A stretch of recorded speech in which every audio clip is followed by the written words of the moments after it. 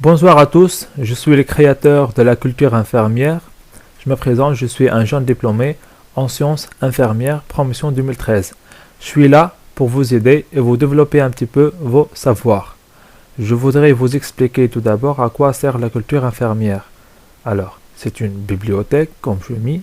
Cette bibliothèque contient 2 LDP, c'est-à-dire des livres de poche, accompagnant des podcasts, des fichiers MP3.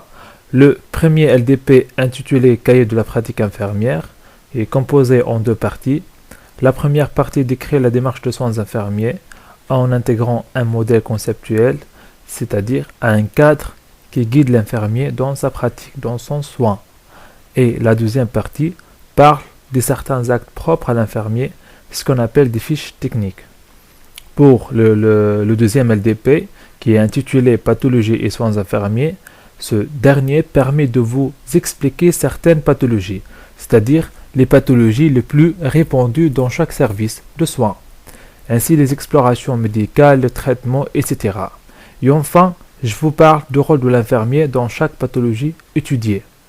Alors, la méthode d'apprentissage que j'ai choisie est le podcasting, parce qu'elle se focalise sur l'écoute. Il y a de temps de recherche à montrer que l'écoute est un moyen d'apprentissage efficace.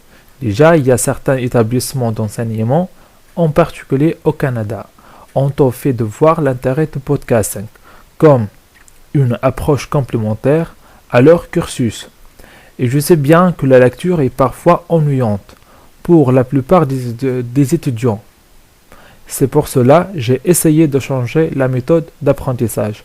Et à cette occasion, je tiens à remercier Johan, mon professeur de français, que j'apprécie beaucoup, pour sa méthode d'apprentissage, qui m'a été précieuse, ce qui m'a permis de progresser énormément de façon automatique et sans effort.